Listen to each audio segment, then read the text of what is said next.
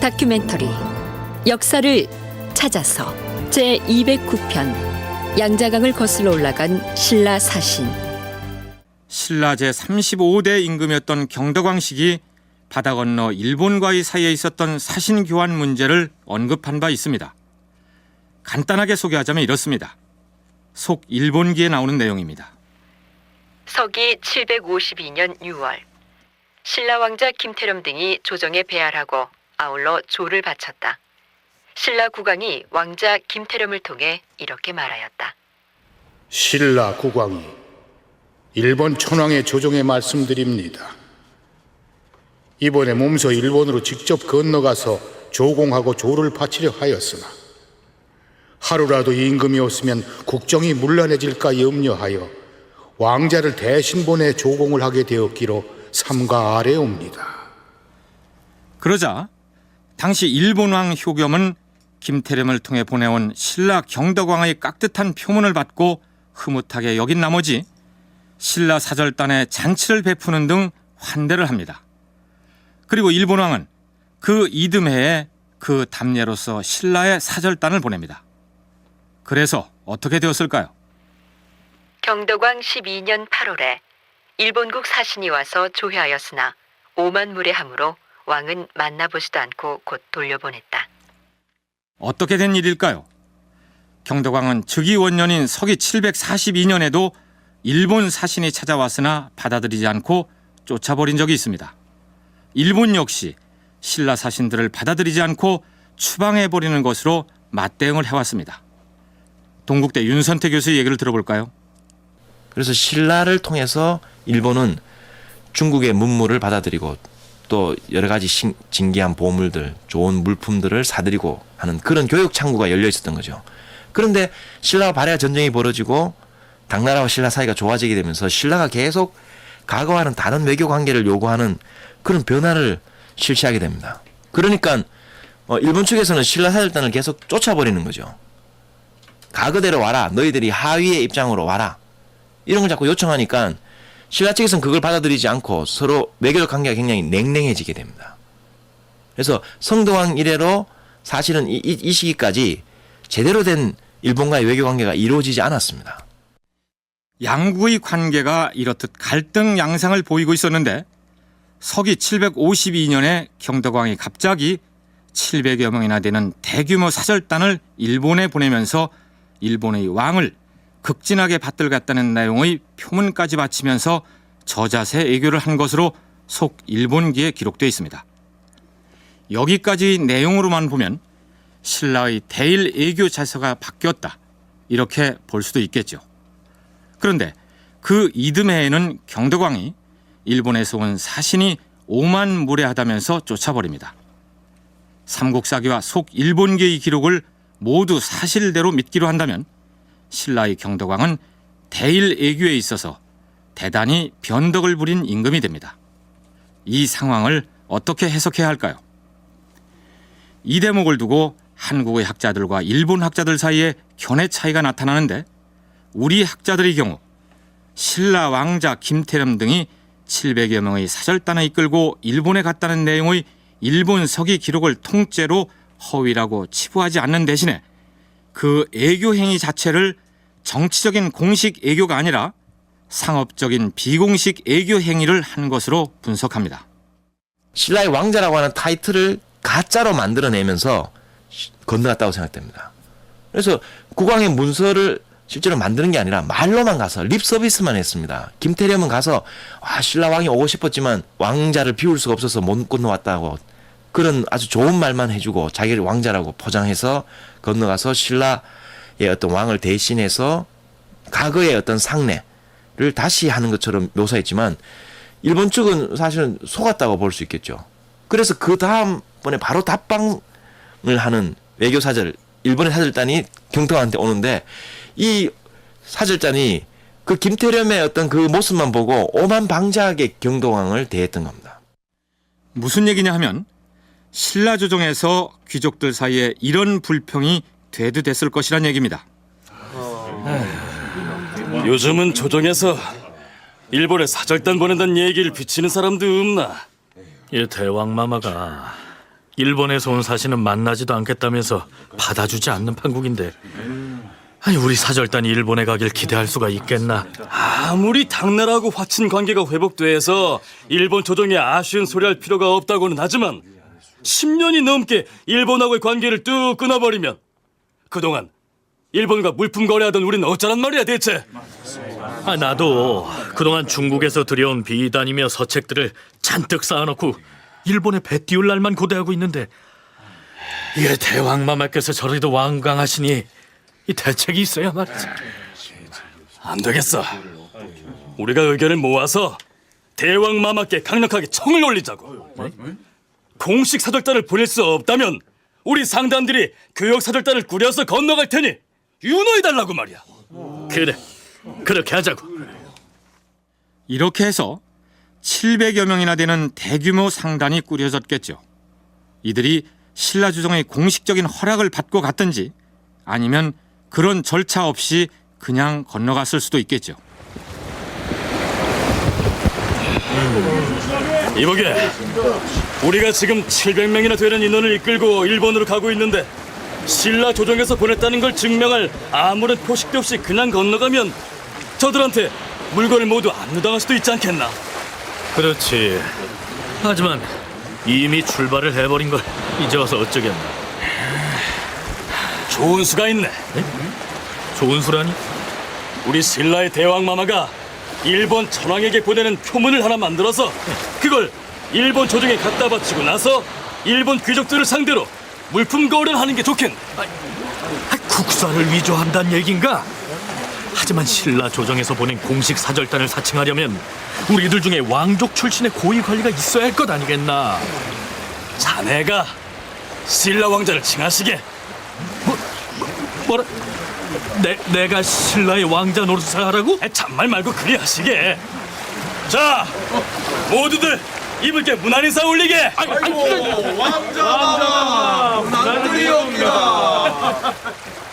이렇게 해서 신라의 상인들은 공식 사절단을 사칭하고 김태렴이라는 인물을 가짜 왕자로 삼아서 일본 조정에 들어갔고, 위조된 신라왕의 표문을 받아본 일본 왕은 기분이 흡족해서 잔치를 베푸는 등 환대를 했겠죠. 경북대 이문기 교수 역시 윤선태 교수와 견해가 같습니다. 주된 목적은 무역이었을 겁니다. 신라의 문물을 일본에 팔고 일본으로부터 각종 원료도 구입을 하고, 그렇기 때문에 만약 교역 내지 무역이 목적이었다고 하면은 일본 쪽의 비위를 거슬러서는 거래가 성사가 되기가 어렵습니다. 그래서 이전에는 말로 그냥 그 뜻을 전하던 것을 국서도 가지고 가고, 그리고 일본 쪽의 요구, 그러니까 소위 말해서 대등 외교를 꼭 포기하고 일본의 본국에서 온 사신처럼 행동도 하고 이렇게 했던 것으로 보는. 자, 이렇게 되자 신라왕의 아부성 표현이 담긴 표문을 받아 읽은 일본 왕은 기분이 우쭐해져서 신라의 답방사절을 파견합니다. 신라에 온 일본 사신의 태도 역시 다분히 거만스러웠겠죠. 나는 일본의 천황폐하께서 직접 써주신 교서를 지참하고 신라왕을 만나러 온 사절단의 단장이요. 지난번에 신라왕이 우리 천황폐하께 왕자 김태렴 편에 충성을 다짐하는 표문을 올려바친 것을 이 천황폐하께서는 기특하게 여기시고. 아니 저놈이 지금 무슨 말을 하고 있는 것이냐? 일본의 왕자가 갔다는 것은 무슨 헛소리고, 과인이 저들의 왕에게 충성 운운하는 표문을 올렸다는 것은 또 무슨 잠꼬대 같은 소리더냐? 아니, 신라국 대왕께서는 어찌하여 지난해 우리 천황폐하께 올린 표문에서는 충성을 다짐하시고도 이제 와서. 뭐라? 저 오만무리한 놈을 당장 내쫓도록 하라! 그 효덕천황이 잔치를 베풀면서 김태렴 일행에게 그 말하고 있는 내용을 속일본기에서 그대로 한번 살펴보면은 신라가 이제 과거와 같이 본국의 자세로 되돌아왔다, 이걸 크게 칭찬을 하는 말들을 하고 있습니다. 이것은 신라 사신의 본의하고는 전혀 상관없는 것인데 그것을 믿었던 일본에서는 본국에 보내는 그와 같은 형식으로 이듬해 신라에 사신을 보냈습니다. 이것은 신라로서는 도저히 용납하기 어려운 것이고 그러니까 당연히 오만무례하다고 그대로 쫓아보내게 되는 것이죠. 그러니까 일본왕은 장사를 하러 온 신라 상인들이 가짜로 작성한 이른바 표문에 속아서 신라가 다시 허리를 굽히고 저자세 애교로 나오는 줄 알았다가 망신을 당한 셈이다. 이런 얘기입니다. 물론 삼국사기와 속 일본기의 기록이 신뢰를 획득하자면 이렇게 해석하는 것이 무난하다는 얘기지 정말로 그랬는지 여부는 알 길이 없습니다. 경덕왕 14년, 서기로는 755년에 신라의 망덕사라는 절에 있던 탑이 크게 흔들리는 사건이 일어납니다. 아마도 지진이 일어났던 모양이죠. 그 모습을 마침 신라에 와 있던 영호징이라는 당나라 사신이 목격했던 모양입니다. 이런. 이 절은 신라에서 우리 당나라를 위해 지은 사찰인데 이 절의 탑이 흔들리다니. 우리 당나라에 난리가 일어난 걸 알고 탑이 이렇듯 심하게 흔들리는구나. 도대체 신라의 사찰에 있는 탑이 흔들리는 것이 당나라에서 일어난 난리 때문이라니 무슨 뜻일까요? 우선 망덕사가 어떤 절인지부터 살펴볼 필요가 있습니다. 삼국유사 문무왕조에 실린 설화의 내용을 요약하면 이렇습니다. 당나라가 신라를 습격하려는 계획을 간파한 신라가 그에 맞서서 군사를 동원하였다. 그러자 당나라 조정에서는 당시 당나라에 수교하러 가 있던 김인문을 옥에 가두었다. 한편 신라의 명랑법사는 사천왕사라는 절을 짓고 그곳에서 문두루 비법이라는 비밀 술법을 행하여 신라로 쳐들어오고 있던 당나라의 군선들이 바닷속에 침몰하게 하였다. 당고정은 당나라에 가 있던 박문준이라는 사람에게 그 비밀 술법이 무엇이냐고 물었다. 박문준은 당고정에게 그런 술법은 없고 다만 당나라 황제의 은혜에 보답하기 위해서 사천왕사라는 절을 짓고 당나라 황제의 만수무강을 축원했을 뿐이라고 거짓으로 말했다. 나중에 당나라 사신이 신라에 와서 사천왕사를 보여줄 것을 요청하였다. 그러자 신라에서는 사천왕사 앞에 망덕사라는 새 절을 짓고서는 그 절이 바로 중국 황제를 위해서 지은 절이라 하였다. 근데 망덕사가 어떤 사찰인가 하면은 원래 사천왕사를 숨기기 위해서 만든 사찰입니다. 사천왕사는 당나라 나당 전쟁기에 당나라 부대를 바다에 몰살시키기 위해서 그런 문두루 비법을 했던 사찰인데 그 소문이 당나라한테 알려져서 당나라의 사절단이 와서 조사하러 온 거죠. 그러니까 그걸 숨기기 위해서 그 옆에 망덕사를 지었습니다. 그러면서 포장을 어떻게 했냐면 이게 바로 당나라 황제의 은혜를 잊지 않기 위해서, 즉 망덕, 황제의 덕을 잊지 않는다는 그런 어떤 의미로 만든 사찰이기 때문에 중국의 입장에서는 그것이 당 황제의 어떤 안위와 직결되는 그런 사찰이었습니다. 그런 이미지가 있었던 거죠. 그러니까 중국에서는 망덕사를 중국 황제를 상징하는 절로 여기고 있었는데 이 절의 탑이 흔들렸으니 그것은 곧 당나라 황제의 안위에 문제가 생겼음을 의미한다. 이런 얘기입니다. 당나라 사신 영호징이 자기 나라에 돌아가서 쓴 신라국기 관련 내용을 살펴볼까요? 망덕사에는 탑이 둘이 있었는데 이 두 탑은 서로 마주 서 있고 높이가 13층인데 갑자기 진동하여 여러 날 동안 쓰러질 듯 하였다. 그때 당나라에서는 알록산의 난리가 일어났는데 아마도 그 반응인 것으로 여겨진다. 알록산의 난이란 서기 755년에서 763년에 걸쳐 당나라 내부에서 일어난 전란을 가리킵니다. 난을 일으킨 주동자가 알록산과 사사명이었기 때문에 안사의 난이라고도 부릅니다. 이 부분에 대해서는 발해사를 탐색할 때 비교적 자세히 소개한 바가 있습니다. 당나라 내부에 전란이 일어나서 당 고종의 안위가 위태로워졌다는 것은 애교적으로 당나라에 크게 의존하고 있던 신라에게도 걱정스러운 상황이었습니다. 이문기 교수의 얘기입니다. 신라의 입장에서도 당의 내부에 정치적 동료가 있다면은 이것은 나당 관계의 동료로 이어지기 마련이고 그것은 대단히 우려스러운 일로 받아들여질 겁니다. 특히 이 시기는 발해와 일본 사이에 신라 협공 계획이 수립돼서 추진되던 중입니다.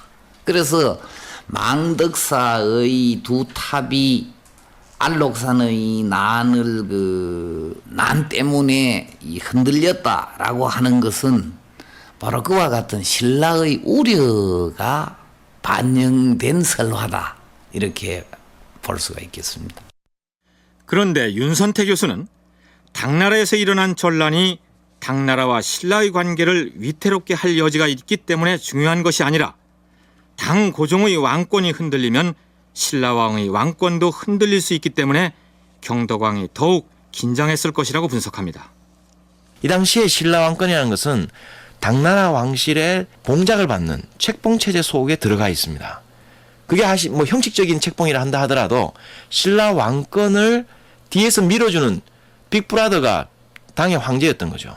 근데 당의 황제가 요동치게 되면은 결국 신라 왕의 권위도 요동칩니다. 당나라 황제의 권위가 요동치는 것은 뭐 하극상이겠죠. 대체로 반란이 일어나거나 전쟁이 일어나거나 뭐 이런 경우들입니다. 그러니까 그 경우라는 것은 왕자가 흔들린다는 말은 신라의 경우에도 신라의 왕권도 반란을 일으킬 수 있다. 대신 누가 왕이 될 수 있다. 진골기적인 왕이 될 수 있다. 그런 거와 맞물려 있는 거죠. 서기 756년 2월 경덕왕이 당나라에 사신을 보내는 문제를 놓고 측근들과 심각하게 의견을 주고받습니다. 천자의 힘을 자랑하는 천하의 중국 황제가 내부 반란으로 그 위상이 위태롭다고 하니 어찌 이런 일이 일어날 수가 있단 말인가? 반역을 꾀한 그 안록산이라는 자는 어떤 자라 하더니 절도사 신분인데 절도사 중에서도 가장 막강한 권력을 자랑하던 자라 하옵니다. 안록사는 어머니가 돌궐 출신이온데 그가 난을 일으키자 구의 부장인 사사명도 반란에 가담하여 그 세가 만만치 않은 것으로 알려지고 있사옵니다. 반란 세력이 그 세를 불려가는 형국이라면은 당나라 내정에 문제가 있단 말이 아니겠느냐? 그러하옵니다, 대왕마마. 측천무후 시대에 억눌려 있던 귀족들의 불만이 폭발한 것처럼 보이옵니다. 그를 따르는 군사가 무려 20만이나 된다 하옵니다. 그래, 지금 현종은 어찌하고 있다더냐? 반란군이 당나라 서울인 장안으로 진격해오자 서쪽으로 몽진을 떠났다 하옵니다. 지금은 예전의 총나라 땅 성도에 머무르고 있다 하옵니다. 그렇다면은 우리 신라는 어찌하면 좋겠느냐? 화친을 맹세한 나라로서 당나라 황제의 불행을 구경만 하고 있을 수는 없는 일이 아니겠느냐? 과인은 현종에게 사신을 보내려고 하는데 아니되옵니다, 대왕마마. 예, 신중하셔야 할 것이옵니다. 당나라의 정세가 장차 어떻게 전개돼 나갈 것인지 알 수 없는 문제이기도 하거니와. 과인의 생각은 다르다. 만일 당나라에서 반란군이 득세한다면은 신라에서도 진골 귀족들이 들고 일어나지 않는다고 어찌 보장을 하겠는지. 어려운 처지에 있는 현종을 위로하기 위해서라도 사신을 보낼 것이다. 지금 당 현종이 촉지방에 가 있다 하온데 현종이 피신해 있는 촉지방으로 찾아가게 하면 될 것 아니겠는가? 결국 경덕왕은 사신단을 꾸려서 당나라로 떠나게 합니다. 윤선태, 이문기 두 교수의 얘기를 차례로 들어보시겠습니다. 그러니까 현종은 그 안록산의 난이 터져서 사실은 피난을 가는데요. 지금의 그 서안 시안 지역 그 뒤편에 진령산맥이라고 있습니다. 그걸 넘어서면은 바로 지금의 촉한 과거의 삼국시대 때 유비가 도읍을 했던 그 성도가 나오는데요. 그쪽으로 피난을 가 있었습니다. 근데 이 성도로 들어가려면 그 당시에 이쪽 중심지였던 장안 지역, 즉 서안 지역은 안록산에 터져서 전쟁 상태니까 그 방향으로 들어갈 수는 없죠. 그래서 삼국사기도 보면 강을 거슬러서, 즉 이때 강은 양자강입니다. 지금도 성도가 바로 양자강의 상류 지점이죠. 그래서 양자강을 거슬러 올라가서 당나라 현종을 뵈러 신라 사신이 간 겁니다. 지금까지 유지해왔던 아당 친선 관계가 동요될 수 있는 사건이었습니다.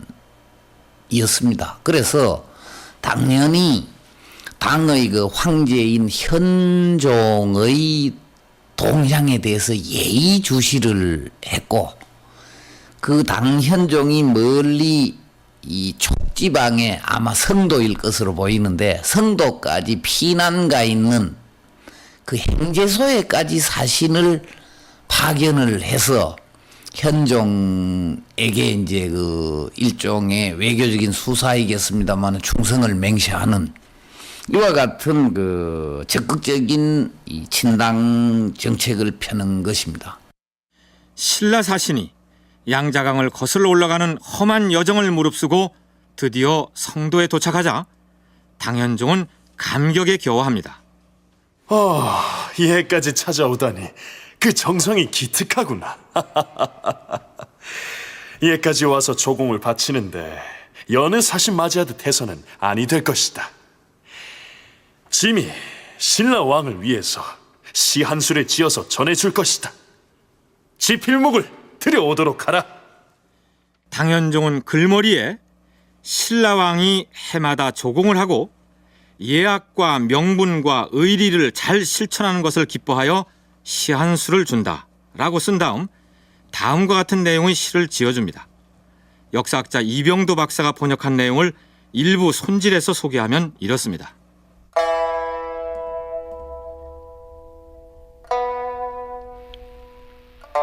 사방은 위도로 나뉘어 있으나 만물은 모두 중심을 가지고 있네.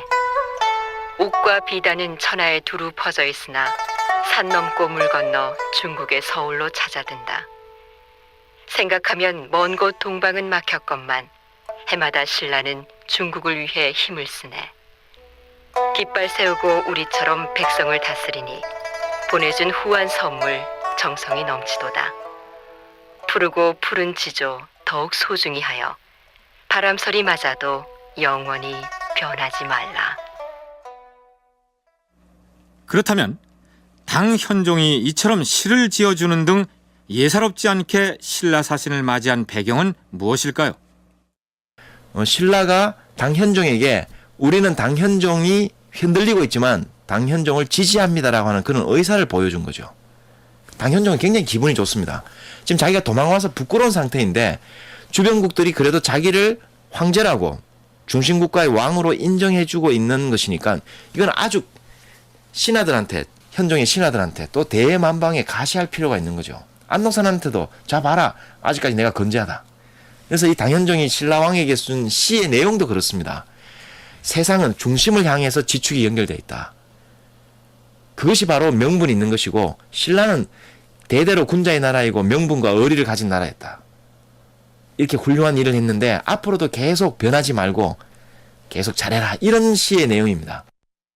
내부의 반란으로 쫓기는 신세가 된 당현종으로서는 신라의 사신 파견을 반란 세력을 비롯한 귀족 세력들에게 자신의 건재를 과시할 명분으로 활용할 수 있었고, 경덕왕 역시 당현종과의 의리를 지키는 모습을 보여줌으로써 신하들에게 딴 맘을 먹지 못하도록 간접적으로 경고를 하는 효과를 노렸다.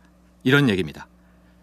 그런데 삼국사기 저자 김부식은 당현종의 시를 소개한 다음에 이런 사족을 슬쩍 덧붙이고 있습니다. 당나라 황제가 촉으로 행차하였을 때 신라는 천리도 멀다 않고 행제소까지 가서 아련한 까닭으로 그 성의를 가상하게 여겨 이 시를 하사하였는데, 시에서 말한 푸르고 푸른 지조 더욱 소중히 하여 바람소리 맞아도 영원히 변하지 말라는 것은 이 시에 세찬 바람에 억센 풀을 알게 되고 어지러운 세상에 어진 사람을 안다는 의미가 아닐까. 김부식은 당현종의 시 마지막 부분을 이렇듯 다분히 자기식으로 해설을 하고 나서 거기 더하여 이런 구절을 추가하고 있습니다. 선화 연간에 송나라의 사신으로 갔던 김부의가 이 시의 각본을 가지고 변경에 가서 접대원으로 있던 학사 이병에게 보였다. 이병은 이를 송나라 황제에게 바쳤는데 황제는 양부와 여러 학사들에게 돌려서 구경하게 하고는 진봉 실랑이 바친 이 시는 틀림없는 현종의 글씨다라고 하면서 감탄하였다. 무슨 얘기냐 하면 훗날 고려시대 김부이라는 사람이 당나라 현종이 신라의 경덕왕에게 보냈던 그 시를 그대로 본떠서 나무에 새긴 다음 그 판목을 송나라에 가지고 가자 송나라의 선비들이 살펴보고 나서 옛날 당나라 황제 현종의 친필 글씨가 틀림없다라고 확인을 해주었다. 이런 얘기입니다. 여기서 고려의 사신으로 그 판목을 가지고 송나라에 갔던 김부이라는 인물은 다름 아닌 삼국사기 저자인 김부식의 동생입니다. 그러니까 신라 경덕왕 시기의 일들을 삼국사기에 기록하면서 자기 동생 이야기를 슬쩍 끼워 넣은 셈이죠. 김부식의 동생이 중국에 이제 사신을 가는데 이 당현종의 글씨를 각본 모사에서 뺏겨서 가지고 그것을 가지고 간 거죠. 그래서 이게 당현종의 글씨라는 걸 중국 사람들이 인정해주고 그래서 그 당시에 이런 관계가 있었다는 것을 보여주는 건데 이것도 사실은 김부식이 아주 묘하게 집어넣은 것입니다. 이건 뭘 보여주냐 하면은 김부식이 갖고 있던 중국에 대한 이미지를 보여주는 거죠. 그러니까 김부식이나 김부식 형제들은 이 당시에 그 요나라 또는 금나라 보다는 송나라와의 관계들을 더욱더 더 중요하게 여기고 송나라를 문화의 중심지, 중국의 진짜 중심으로 생각하고 있었습니다. 그러면 여기서 신라와 더불어 남북국을 이루고 있던 북쪽의 발해는 당나라 내부의 반란 상황에 어떻게 대처했을까요? 평로철도사였던 알록사는 반란을 일으키기 전에 군사력을 강화하기 위해서 발해로부터 말 2,000마리를 사갑니다.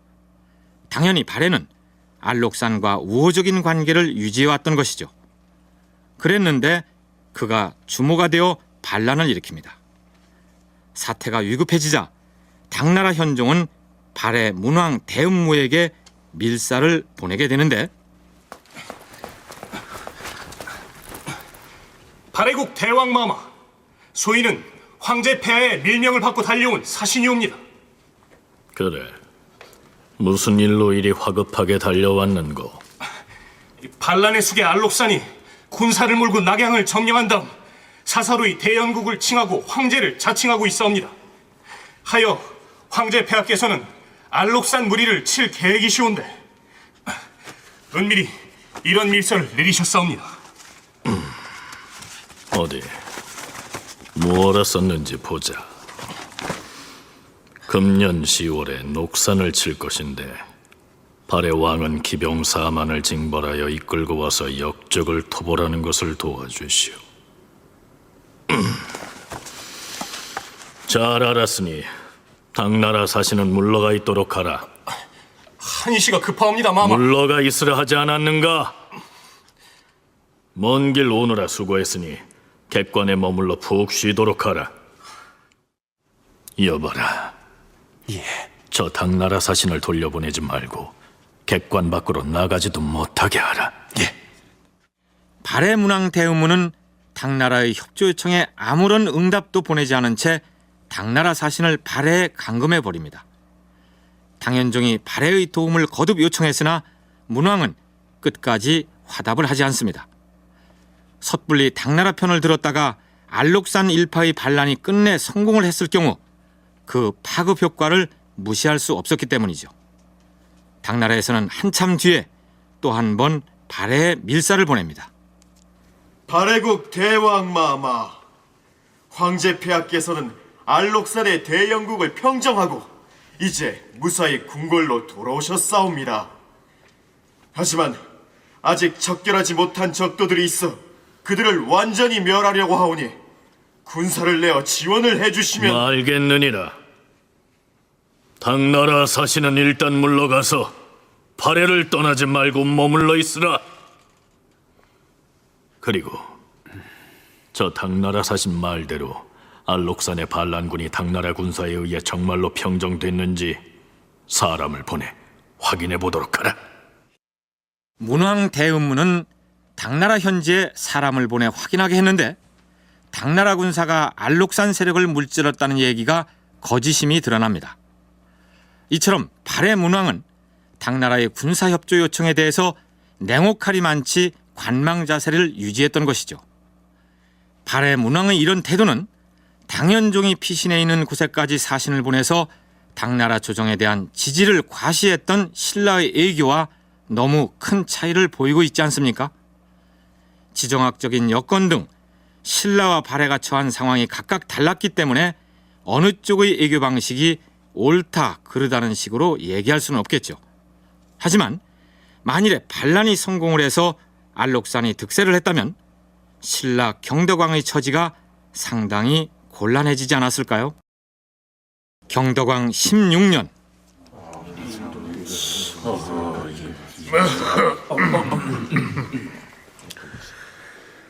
오늘은 경들에게 중대한 내용을 하교하겠소. 30여 년 전에 신문대왕께서 내외간의 노급을 폐하고 해마다 조곡을 지급하는 조치를 취했으나 오늘에 이르러 과인은 부득이 다시 노급을 지급하기로 결정하였소.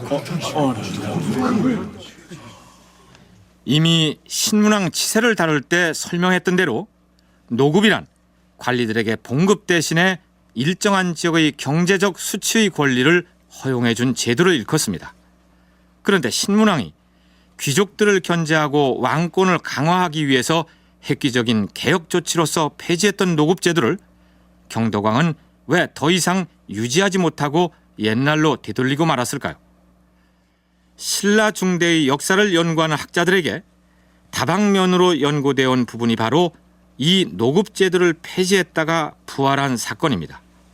윤선태 교수는 이 시기에 자연재해가 극심했다는 사실을 유념할 필요가 있다고 얘기합니다.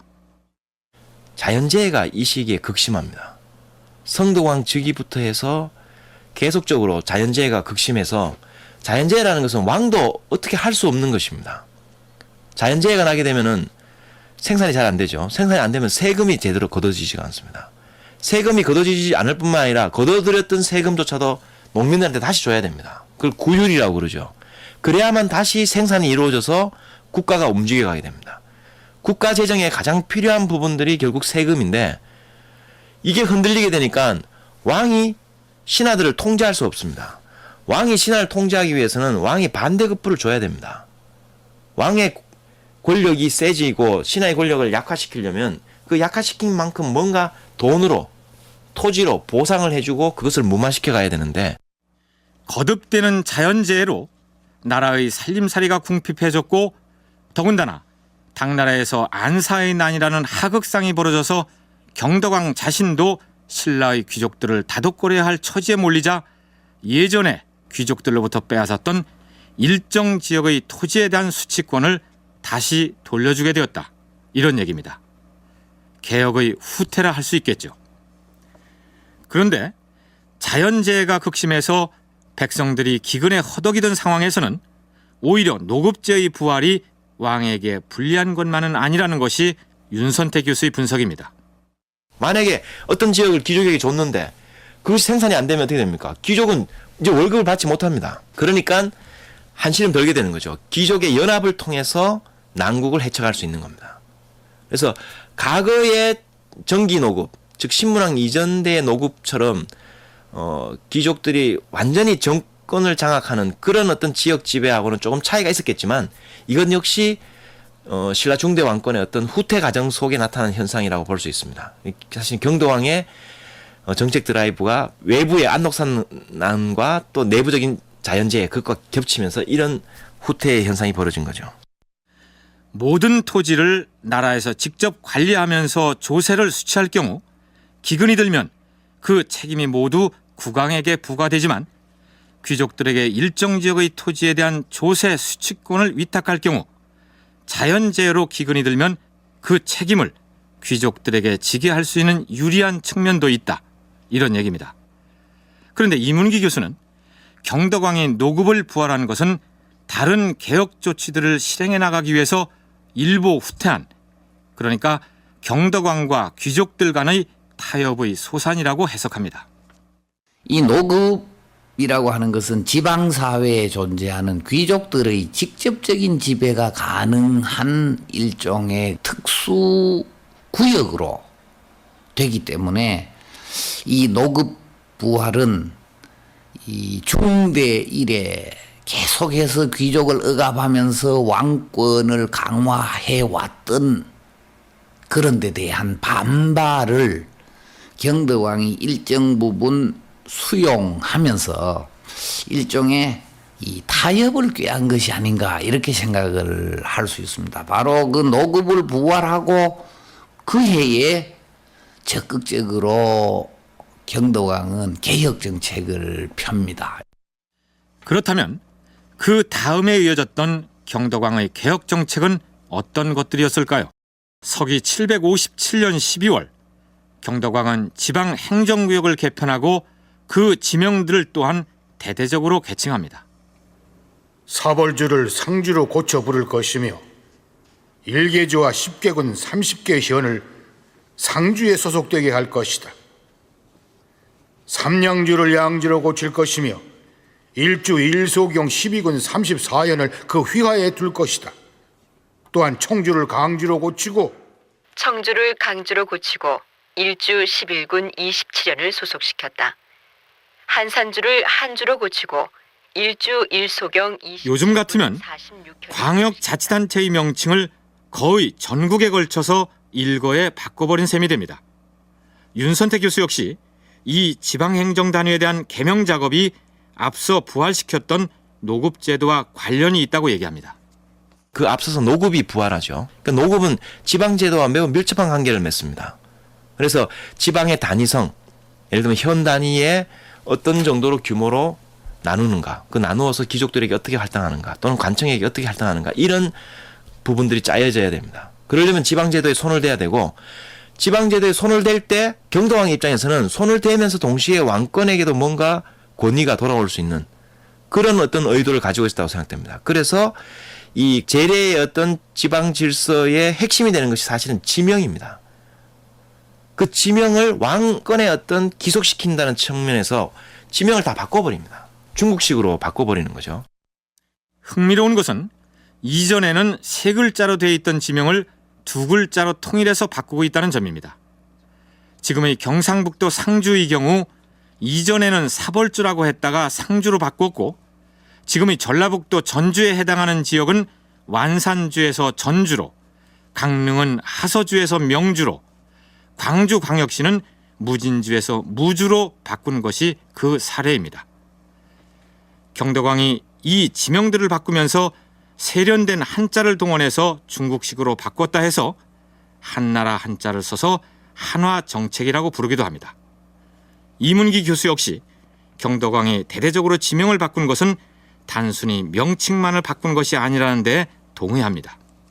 명칭만 한자로 고친 것이 아니고 그 여러 군현들의 소속 관계도 재정리를 하고 있고, 또 중앙관직의 경우에도 관직 명칭만 바꾸는 것이 아니고 이것을 전체적인 체계에 대해서도 어느 정도 손을 보고 있습니다. 이것은 결국 중앙 집권 체제의 재정비, 왕권의 강화라고 하는 목적을 가지고 있는 개혁이었습니다. 이것은 그러나 큰 성과는 거두지 못하고 아들인 해공왕 때가 되면은 해공왕 12년에 전부 원상 회복되는 그러한 그 결과로 귀결이 됩니다. 그리고 1년 남짓 지난 경덕왕 18년 정월, 이번에는 중앙 통치 조직의 관부 이름과 혹은 그 관부를 담당하는 벼슬의 이름에 대한 대대적인 개편 작업에 착수합니다. 18년 봄 정월, 병부와 창부의 경과 감을 실랑으로, 대사를 낭중으로, 집사부의 사지를 집사원 외랑으로, 집사사를 집사랑으로 개칭하였다. 조부, 예부, 승부, 선부, 영객부, 좌우 의방부, 사정부, 위화부, 예작전, 태학감, 대도서, 영창궁 등의 대사를 주부로 개칭하였으며, 상사서, 전사서, 음성서, 공장부, 체전 등의 대사를 주소로 개칭하였다. 2월에는 예부의 사지를 사례로, 조부의 사지를 사고로, 영객부의 사지를 사의로, 승부의 사지를 사목으로, 선부의 사지를 사주로, 예작부의 사지를 사례로, 병부의 노사지를 사병으로, 창부의 조사지를 사창으로 각각 계칭하였다.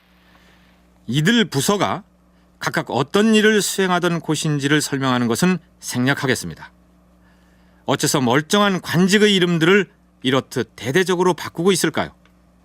왕이 관청이나 관직의 이름을 새로 지어서 바꾼다는 것은 그 관부나 거기 종사하는 관리들을 왕권으로서 강력하게 다스리겠다는 의도가 아니었을까요?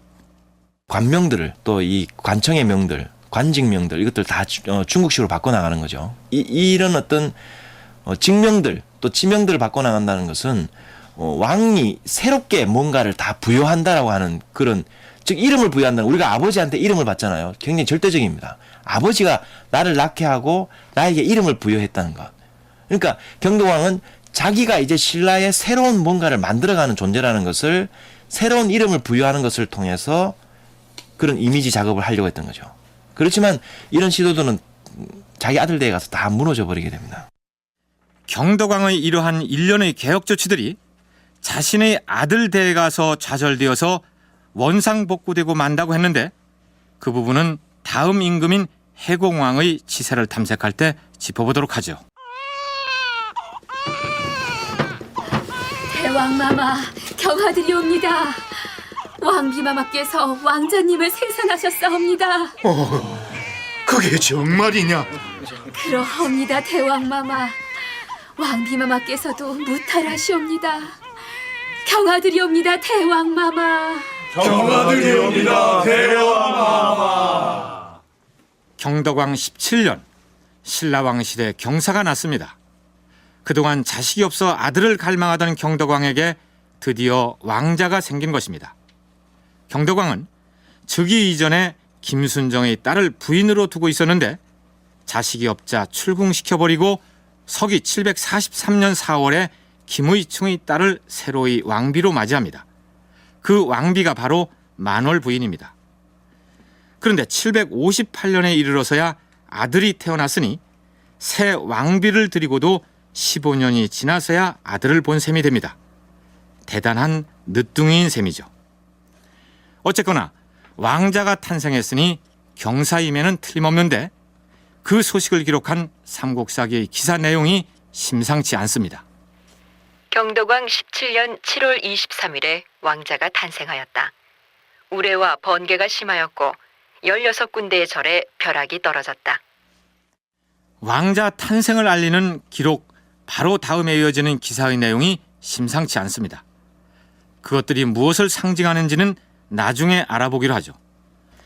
그런데 삼국유사에는 경덕왕이 늦둥이로 왕자를 가지게 되는 내력을 설화풍으로 다음과 같이 소개하고 있습니다. 경덕왕이 하루는 승려 표훈을 불렀다.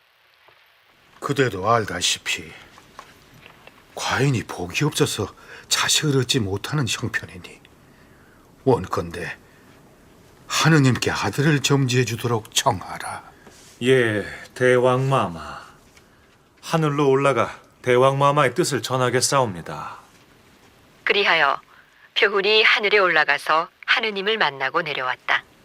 그래, 하느님께 과인의 뜻을 전했는가? 예, 대왕마마.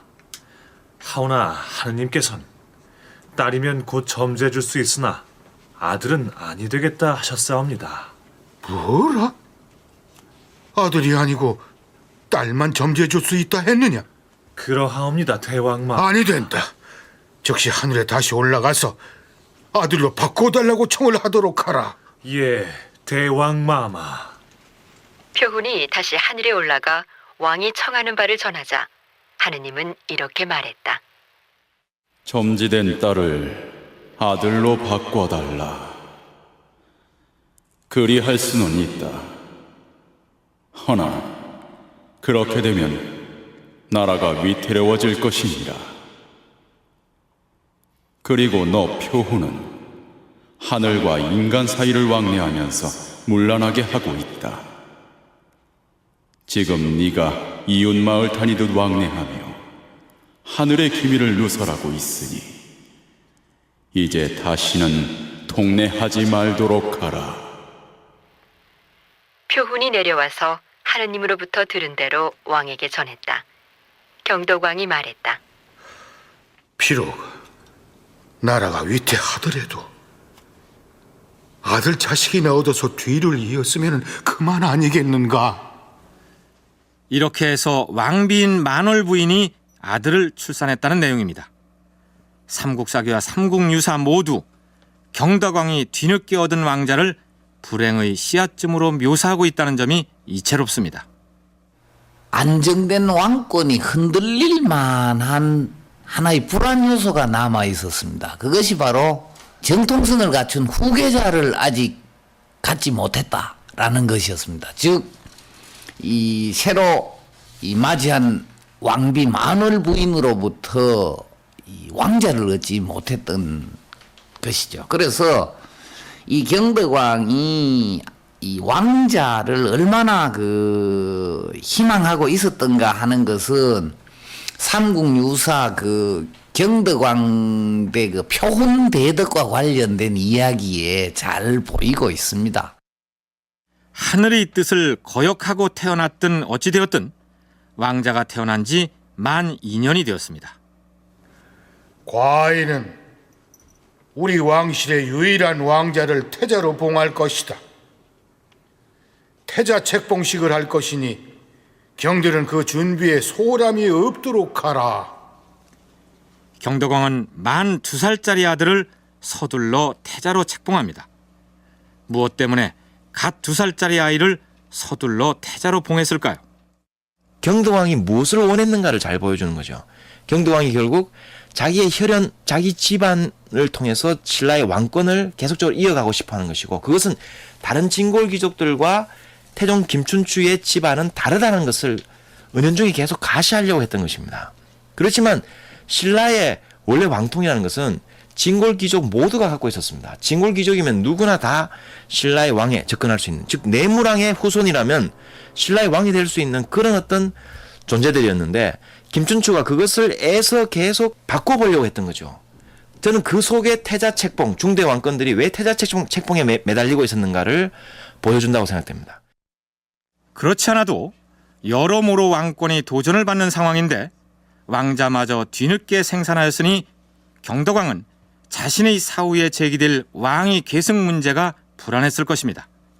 하지만 일단 태자로 책봉이 되고 나면 그것이 왕권 계승 과정에서 큰 기득권이 될 수 있다는 사실을 계산했겠죠. 경덕왕 자신은 전왕인 효성왕의 동생이었지만 효성왕에 의해서 일찌감치 태자로 책봉되었기 때문에 별 문제 없이 왕위를 이어받을 수 있었습니다. 그래서 경덕왕은 비록 나이가 어리지만 유일한 아들인 왕자를 서둘러 태자로 책봉함으로써 다가올 왕위 계승 경쟁에서 그 아이가 기득권을 누리도록 해주고 싶었을 것이다. 이런 분석입니다. 서기 760년 4월 경덕왕 말기의 신라 정세를 가늠해 볼 수 있는 사건이 일어납니다. 경들은 들으시오.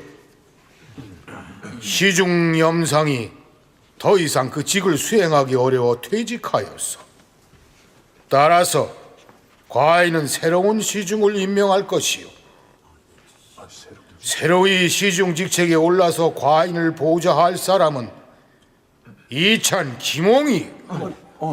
김홍을 시중으로 이게 어찌 된 일이오? 이전에 설명한 바와 같이 시중은 지금의 대통령 비서실장과 같은 직책입니다. 시중을 맡던 사람이 은퇴를 했다면 후임 시중을 임명하는 것은 당연하고도 자연스러운 일일 텐데 어찌하여 그것을 사건이라고 표현한 것일까요? 우선 김홍이라는 사람이 누구인지부터 따져볼 필요가 있습니다. 경덕왕은 태자 시절에 막강한 권세를 누리고 있던 김순정의 딸을 부인으로 맞이합니다. 그러나 왕위에 오르자마자 김순정의 딸을 왕비에서 폐하여 궁궐 밖으로 쫓아버리고 김의충의 딸을 새로운 왕비로 맞이합니다. 그로부터 17년이 지난 경덕왕 19년에 김홍을 시중으로 맞아들인 것인데 일본서기에 의하면 김홍이 바로 그 김순정의 손자로 기록되어 있습니다. 쫓겨난 왕비의 조카인 셈이죠.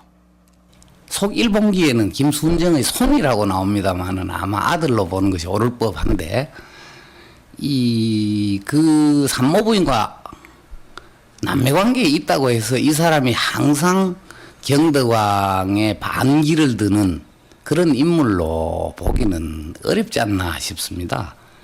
제위 19년에 시중으로 임명될 당시에는 이미 경덕왕의 뭐 회유라든지 혹은 또 화해 정책에 의해 가지고 이 경덕왕을 지지하는 세력으로 바뀌었다라고 보는 것이 옳지 않을까 생각합니다. 이문기 교수는 새로 시중이 된 김홍이 김순정의 손자인 것으로 속 일본기에 올라 있으나 아마도 손자가 아니라 아들일 가능성이 크다고 얘기합니다. 김순정의 딸을 왕비 자리에서 폐하여 출궁시킨 이후로 경덕왕과 김순정은 갈등 관계를 이어왔으나 이 시기에 와서 경덕왕이 귀족들을 포용하는 화해 정책을 쓰면서 그의 손자를 시중이라는 막중한 자리에 앉혔다. 이런 분석입니다. 한편 윤선태 교수는 속 일본계의 기록대로 김홍을 김순정의 손자로 보는 것이 타당하다는 견해입니다. 김순정의 딸이 경덕왕의 첫 번째 부인이었죠. 그런데 쫓겨납니다. 그럼 김순정 집안과 경덕왕이 척을 진 겁니다. 그런데 이 무렵에 와서 다시 김순정의 손자를 자기의 비서로 받아들이고 결국 자기 아들이 이제 갓 태어나서 어리죠. 자기는 이제 힘이 약해졌습니다. 곧 죽을 걸 생각하고 자기 후사를 걱정하게 되는 거죠. 그러니까 결과적으로 진골 귀족들과 타협할 수밖에 없는 것이고 그 경우에 여전히 가장 힘을 떨치고 있는 김순정 집안이 경덕왕의 눈에 보일 수밖에 없는 겁니다. 그래서 김홍을 끌어들여서 결국 불안했던 자기 아들의 권력을 유지해 보려고 하는 그런 어떤 모습이 아닐까 저는 그렇게 생각하고 있습니다. 학자들은 이때 김홍이 등장함으로써 실질적인 정권 교체의 길로 접어들었다고 분석합니다.